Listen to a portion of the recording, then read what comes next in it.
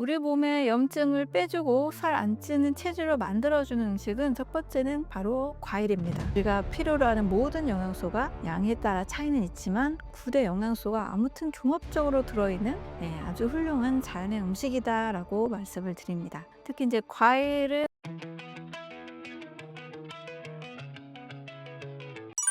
뱃살을 덜어내는 최고의 음식은 무엇인가요? 우리 몸에 염증을 빼주고 살 안 찌는 체질로 만들어주는 음식은 첫 번째는 바로 과일입니다. 정말 과일은 많은 오해가 있죠. 제가 아침과 습관이란 책에서 정말 세세하게 분석하고 세세하게 정리를 해드렸습니다. 또 많은 사례들도 넣었습니다. 이 과일은 달콤함 때문에 당분이 많다라고 정말 오해를 받지만 이 당분은 5에서 10%밖에 되지 않고요. 나머지 90%는 너무나 좋은 수분, 또 항산화 성분들, 그리고 비타민이나 미네랄, 효소, 파이토케미컬. 그래서 제가 9대 영양소, 우리가 필요로 하는 모든 영양소가 양에 따라 차이는 있지만 9대 영양소가 아무튼 종합적으로 들어있는 아주 훌륭한 자연의 음식이다라고 말씀을 드립니다. 특히 이제 과일은 언제 먹느냐가 또 매우 중요하고 어떻게 먹느냐도 매우 중요하죠. 식후 과일을 드시거나 과일 주스를 갈아서 드시면 안 됩니다. 아침에 과일 식사를 하시거나 또 점심이나 저녁 공복에 간식으로 드시는 과일이 안전합니다. 두 번째는 채소죠. 사실 채소 좋은 거는 많은 분들이 알고 계시죠. 다만 얼마를 먹느냐, 뭐 얼마나 잘 먹느냐, 많이 먹느냐, 양의 차이인데요. 채소는 과일과 다릅니다. 일단 에너지원인 당분이 거의 적고 없기 때문에 에너지원이 되는 식사는 아니고요. 식사 중에 드시거나 조금 더 해독 주스 같이 갈아서 조금 더 채소를 많이 드시는 방법, 이런 것들이 있습니다. 이거는 식이섬유를 많이 보충해 주고 채소에 들어있는 다양한 뭐 무기질들, 비타민들, 또 파이토케미컬들, 이런 것들이 간 기능에 좋은 이 해독 영양소를 제공해 주기 때문입니다. 세 번째는 좋은 지방을 꼭 드셔야 됩니다. 많은 분들이 단백질 신화에 사실 너무 지나치게 저는 빠져 있는 것 같아요. 단백질의 중요성은 너무나도 잘 아시는데 그만큼 좋은 지방에 대한 이해나 실천이 잘 되고 있지 않습니다. 또 지방은 좀 느끼한 부분이 있잖아요. 그러다 보니까 많이 또 단독으로 챙겨 먹기 어려운 부분도 있는데 가장 쉬운 것은 견과류 섭취 25g 이렇게 하시면 됩니다. 그리고 요리 시에 맨 처음부터 막 볶는 것보다 볶을 때 사용할 수 있는 기름은 코코넛 오일과 기버터를 활용하시면 되고요. 보통 나머지 올리브 오일이나 들기름, 이런 것들은 볶은 다음에 마지막에 기름을 두르거나 생으로 드시는 것을 추천을 드립니다. 과일과 채소, 좋은 지방, 이 세 가지만 잘 드셔도 우리 몸의 염증을 많이 제거해 주면서 꼭 필요한 우리 몸을 조직하는 여러 영양소를 공급해 줄 수가 있습니다. 염증 잡는 원데이 클렌징. 어떻게 해보면 좋을까요? 우리 몸의 염증을 제거하기 위해서 과일을 이용하는 방법이 있습니다. 과일 식사, 많은 분들이 도전해 보지 않으셨을 텐데 제가 3일 정도 과일 식사를 도전한 적이 있었어요. 몸이 굉장히 가볍습니다. 근데 과일을 뭐 한 개 먹고 두 개 먹고 이렇게 먹는 게 아니라 아침 8시부터 두세 시간 간격으로 좀 배가 고파지면 계속 드시는 거예요. 8시, 11시, 오후 1시, 3시, 저녁 6시, 저녁 8시까지. 그러면 아침 8시부터 저녁 8시까지 계속 먹는다라는 느낌 때문에 고통스럽지 않습니다. 우리가 굶는다 생각하면 굉장히 힘들잖아요. 근데 이 시간별로 과일 한 개나 또는 두 개를 드시면 됩니다. 사과 한 개를 시작으로 아침에 사과 한 개, 11시에는 오렌지 또 두 개, 그다음에 오후에는 바나나 두 개, 뭐 또 참외 두 개, 토마토 두 개, 이런 식으로 한두 개를 두세 시간 간격으로 계속 드시면 우리 몸에서 그렇게 에너지가 많이 부족하지도 않습니다. 하루에 약 뭐 1kg에서 2kg까지 드시는 분들도 있고요. 하루 과일 섭취한다고 해서 뭐 혈당에 문제도 없고 또 장에도 굉장히 좋으니까요. 잘 실행해 보시면 좋습니다. 이렇게 과일만 원데이 클린징을 하는 한 가지 첫 번째 방법이 있고요. 두 번째는 이것을 스무디 형태로 갈아서 먹는 스무디 클렌징이 있습니다. 과일끼리 갈면 절대 안 됩니다. 과일끼리 갈면 혈당을 올리기 때문에 과일과 그다음에 당분이 없는 채소를 같이 하시는 게 좋습니다. 사과와 케일을 아침에 한 250ml 정도 만들어서 드시면 되고요. 오전 중에 계속 드실 수 있습니다. 과일과 또 과일이라고 하는 열매를 또 갈아서 안전한 음식 하나를 그 과일 종류 소개해 드리면 바로 바나나와 아보카도입니다. 네, 아보카도 하면 당분이 별로 없잖아요. 오히려 비타민 E나 또 좋은 지방이 많기 때문에 포만감도 있으면서 좋은 지방까지도 섭취할 수가 있습니다. 그래서 바나나 아보카도 스무디를 오후 내내 계속 3-4번 드실 수가 있고요. 이 저녁에는 당 지수가 낮은 키위 정도를 활용해서 키위나 키위 양배추, 키위 케일 이렇게 활용하셔도 됩니다. 그다음에는 세 번째는 과일과 스무디 클렌징을 동시 같이 하는 방법도 있습니다.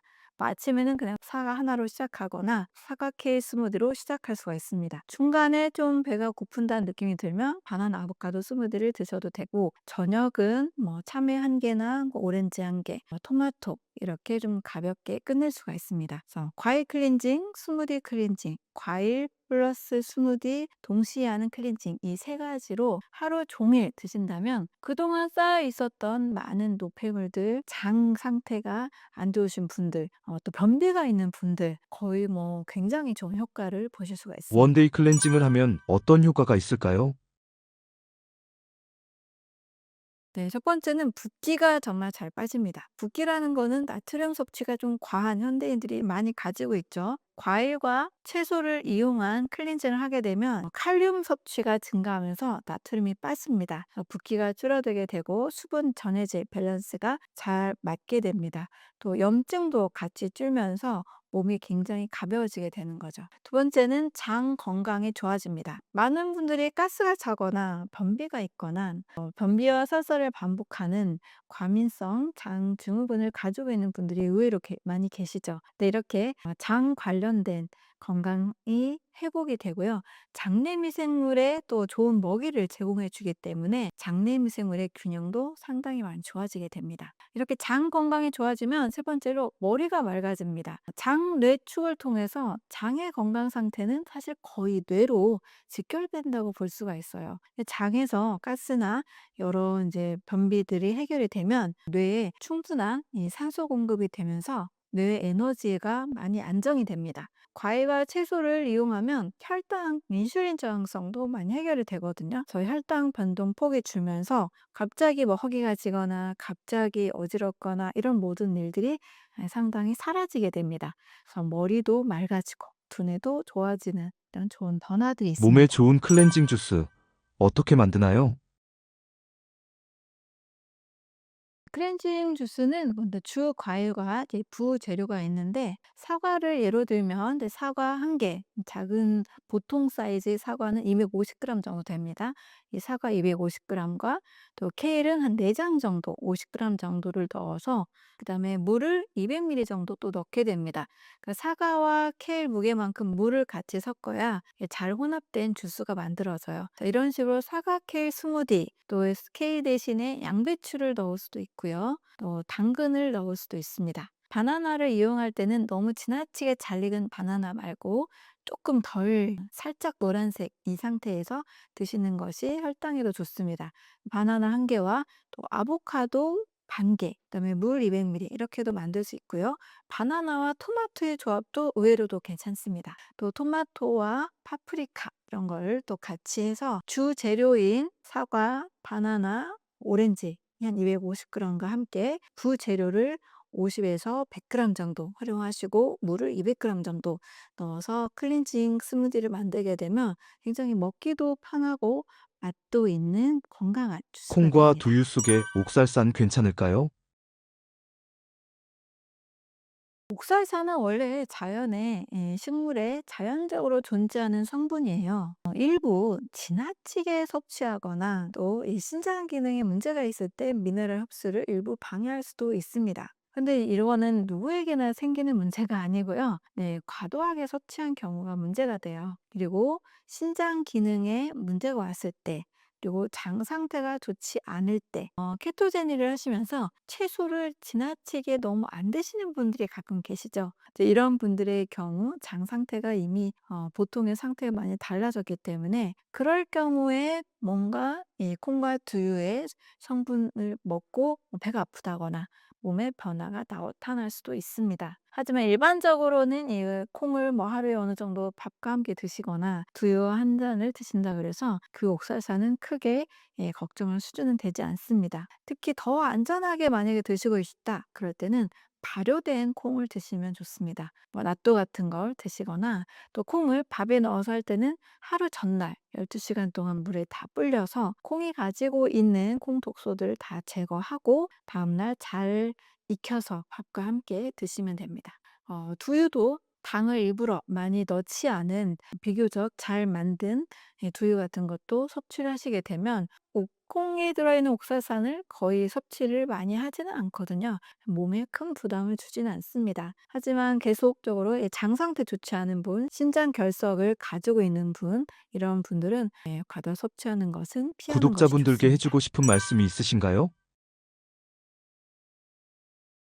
건강하면 사실 살이 찌지 않습니다. 살이 쪘다는 것은 내 몸에 어딘가 지방 대사가 잘 되지 않고 일부 장기들이 원활하게 신진대사가 원활하게 돌아가지 않는 신호로 보시면 됩니다. 살 빼서 건강하자가 아니고요. 건강을 챙기면 살이 빠집니다. 그 핵심에는 과일 식사가 있고요. 과일에 당을 걱정하지 마시고 현미나 고구마보다 훨씬 낮고 밥보다 훨씬 낮은 담지수니까요. 당을 걱정하지 마시고 아침에 500g의 과일 섭취하시는 것, 또 공복에 배고플 때 간식으로 과일을 아이들에게도 많이 먹게 해주시면 좋겠습니다. 또 좋은 지방 섭취도 잊지 마시고요. 늘 몸의 항상성을 잘 유지하는 몸의 신진대사를 만들면 크게 다이어트에 우리는 고통받을 필요가 없습니다. 네, 건강한 몸을 만드시고 건강한 다이어트 하시면 암 환자에게 대변이 중요한 이유가 있나요? 네. 병원에서 환자들이 의사 선생님들에게 이제 진료를 받으러 가면 여러 가지 이제 질문을 받게 되잖아요. 뭐 열이 있는지, 뭐 통증이 있는지 없는지, 뭐 잠을 잘 자는지 여러 질문을 받게 되는데 그중에서 가장 또 중요한 질문이 하나 있습니다. "대변 상태는 어떻습니까?" 라는 질문이거든요. 왜냐하면 이 대변이 몸 전체의 건강을 확인할 수 있는 중요한 지표가 되기 때문입니다. 특히 이 암 환자에게 대변이 더 중요한 이유가 있는데요. 항암 치료가 잘 되는지, 소화가 잘 되는지, 또 영양소 흡수 상태는 어떤지, 독소 배출이 잘 되는지, 바로 이런 것들이 대변에 모두 나타나게 됩니다. 그래서 뭐 이런 말 많이 하죠. 건강에 대한 전문가들이 변 상태를 보면 건강을 볼 수 있다라고 이야기합니다. 가장 이상적인 변의 모양은 어떤 모습인가요?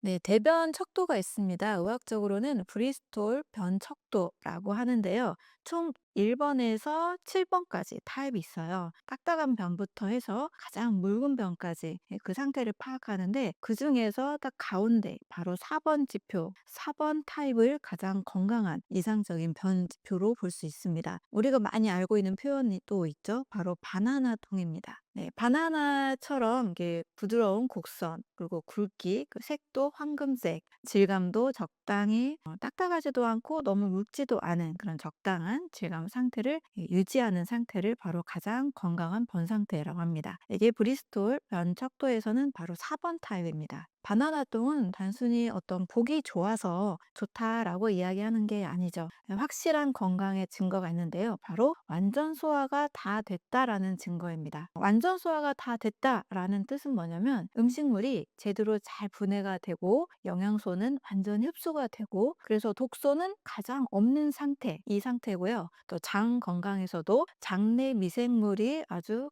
건강하다라는 그 신호를 보여주는 겁니다. 특히 항암 치료하시는 분들에게 바나나 똥은 정말 좋은 신호예요. 몸이 잘 회복되고 있고 건강하게 잘 움직이고 있다라는 그 증거가 됩니다. 근데 반대로 뭐 설사나 변비 그리고 악취가 많이 나는 편 있죠. 또 색깔이 너무 검은색 또 어떤 기름이 좀 떠 있는 것 같은 기름진 편 이런 상태는 모두 건강에 문제가 있다라는 그 신호를 보여주고 있습니다. 이런 상태는 소화도 일단 잘 안 되고 독소도 많이 쌓이고 있고 장내 미생물도 뭔가 유익균과 유해균의 비율이 좀 문제가 있다라는 것을 보여줍니다. 이제 이런 상태가 지속될 때는 아무리 좋은 음식을 먹어도 또는 뭐 비싼 보양식, 뭐 비싼 영양제 이런 거를 먹어도 사실 별로 효과가 없어요. 왜냐하면 흡수가 잘 안 되기 때문입니다. 그래서 바나나똥을 항암 치료하시는 분들은 가장 건강에 첫 번째 목표로 삼으시는 것이 좋습니다. 그럼 어떻게 하면 이렇게 바나나똥을 만들 수 있을까요? 어떤 방법으로 이 바나나똥을 만들 수 있는지 꼭 살펴보는 것이 중요합니다. 이상적인 바나나 똥의 모습은 어떤가요?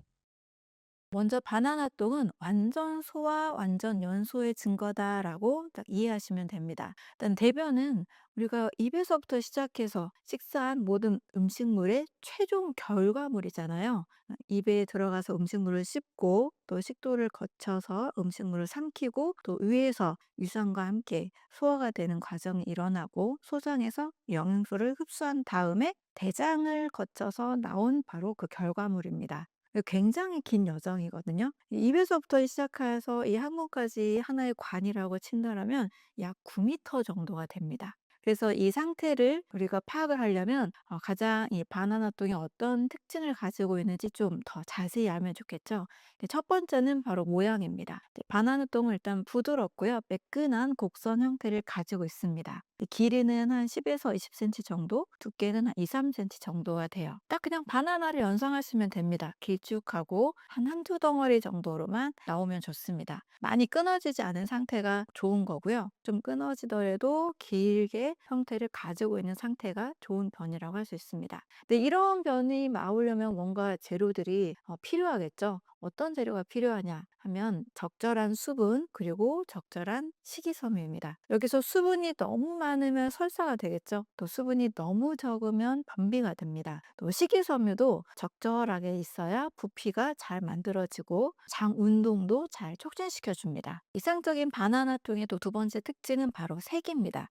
바나나똥 이제 색깔 딱 생각하면 바로 이해가 되시죠? 황금색, 황금색 약간 밝은 갈색입니다. 밝은 갈색에서 황갈색 사이 정도 보시면 됩니다. 너무 까맣지도 않고요. 또 너무 밝지도 않은 적당한 이 갈색이죠. 바나나 똥이라고 하는 이유는 바로 이 황금색과 좀 비슷하기 때문입니다. 근데 이 색은 어디서 만들어지게 되는 건지 살펴보면 바로 담즙이 원천이 될 수 있습니다.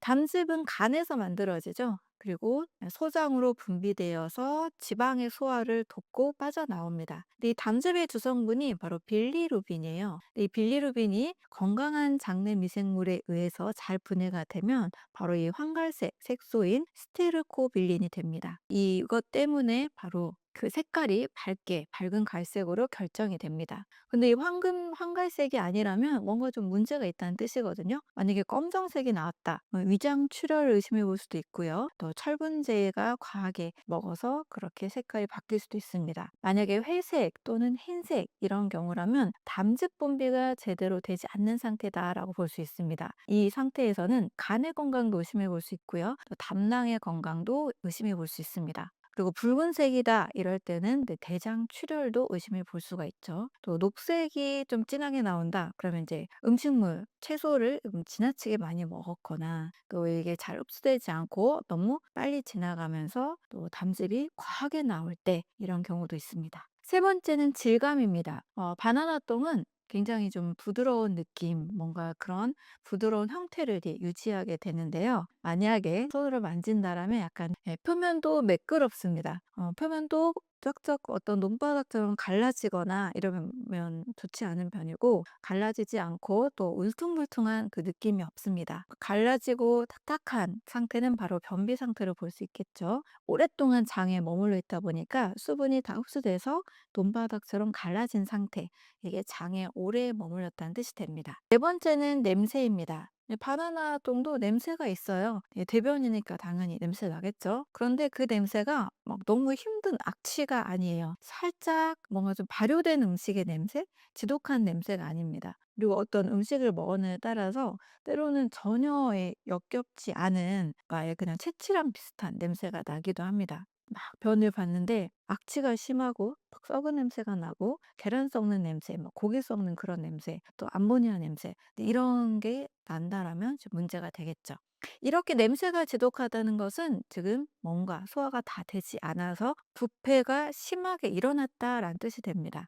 단백질은 제대로 다 소화가 되지 않으면 장에서 썩는 상태, 곧 부패가 됩니다. 식탁 위에 고기 요리를 해 놓고 일 주일 지났다고 상상을 해 보시면 우리가 느낌이 오죠. 악취가 심할 건데 바로 내 몸에서 완전히 소화가 안 되면 바로 그러한 악취가 나게 됩니다. 이런 부패를 처리하기 위해서 유해균이 막 늘어나다 보니까 장내 미생물 중에서 유해균은 굉장히 늘어나게 되고 그로 인한 독소도 많이 만들어지는 상태가 됩니다. 다섯 번째는 배변 과정입니다. 예, 바나나 똥은요.